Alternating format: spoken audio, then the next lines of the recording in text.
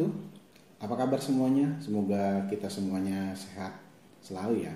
Kemudian pada video kali ini saya akan menjelaskan sebuah materi, tapi alangkah lebih baiknya kalian menyiapkan buku tulis, kemudian alat tulis untuk menunjang pembelajaran kita kali ini. Jangan lupa untuk like dan subscribe video ini. Nggak ada salahnya kan kalau cuma like dan subscribe doang. Kemudian kita coba lanjut aja ke materi hari ini. Let's check this out. Oke, pada video kali ini saya akan menjelaskan tentang asking and giving information about report text. Oke, yang sering ditanyakan antara lain pada report text yang sering ada muncul pertanyaannya adalah satu, menentukan jenis teks. Jadi teks ini menjelaskan tentang apa, biasanya gitu. Kemudian menentukan tujuan komunikasi. Kemudian yang ketiga, menentukan gambaran utama. 4, menentukan ide utama paragraf tertentu. Kemudian 5, menentukan informasi terinci. Yang ke-6 adalah menentukan referensi kata. Strategi menjawab soal, ini yang pertama. Strategi menjawab soal menentukan teks, jenis teks. Model pertanyaan yang sering muncul biasanya yang ditanyakan adalah what kind of text is the text? Or what is the genre of the text? Jawabannya report text. Strategi menjawab menentukan tujuan komunikasi. Model pertanyaan yang sering muncul adalah contohnya gini, what is the purpose of the text about? Tujuan dari teks itu apa sih gitu. Atau what is the goal of the text about? Dan juga bisa juga why does the writer write the text? Jawabannya text report isinya menggambarkan manusia atau hewan. Ini menggambarkan tentang apa yang kita sedang bicarakan. Kalau di video sebelumnya itu menggambarkan tentang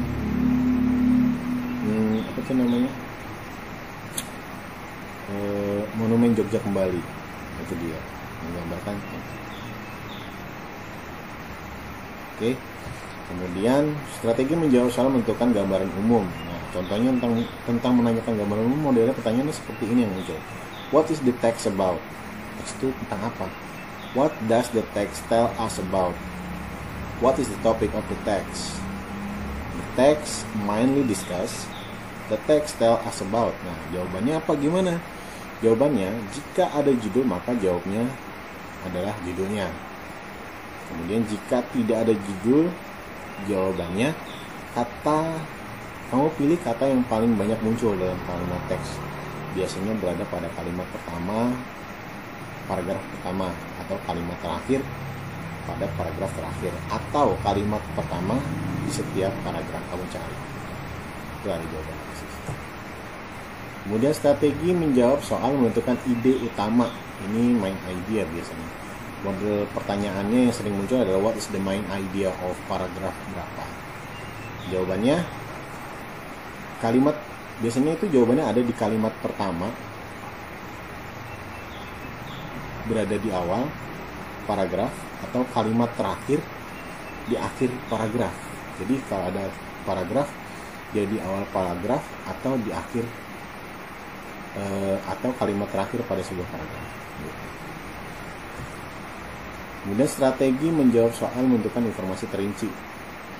Pertanyaan biasanya menggunakan kata tanya.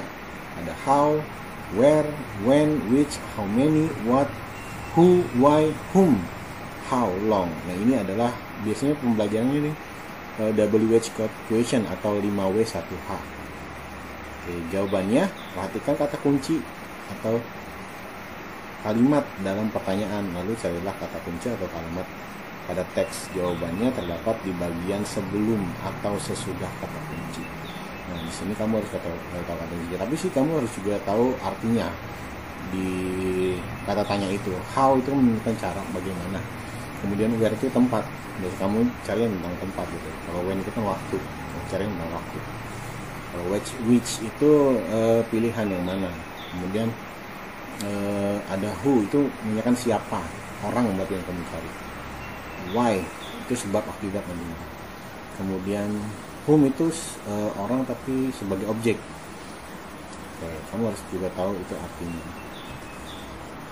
Strategi menentukan referensi kata. Nah, ini referensi kata itu reverse to, biasanya kayak gitu. Pertanyaan underline, pertanyaannya the underline word reverse to. Nah, itu dia reverse to. Kemudian the word we reverse to. What does the pronoun it revert to? Yang terakhir itu the word she reverse to. Nah, itu dia jawabannya. Cari kembali kata ganti itu di dalam teks. Kata yang menjadi rujukannya ada pada kalimat sebelum kata ganti tersebut. Jadi maksudnya ini ada sebuah kalimat yang di reverse to kan. Ada sebuah kalimat yang ada satu katanya di reverse to kan. Nah, itu kamu harus melihat kalimat sebelumnya. Tapi yang dilihat adalah pronounnya atau kata gantinya, biasanya subjeknya.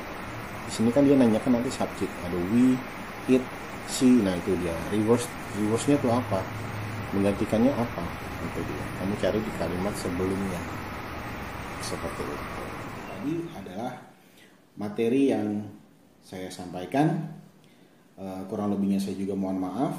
Kemudian jika ada manfaatnya bisa dipakai buat kalian juga. Oh ya, jika kalian terlambat atau terlewat, bisa mengulang video ini untuk berkali-kali. Kemudian jangan lupa sekali lagi untuk like dan subscribe-nya. Oke, cukup sekian. Terima kasih. Assalamualaikum.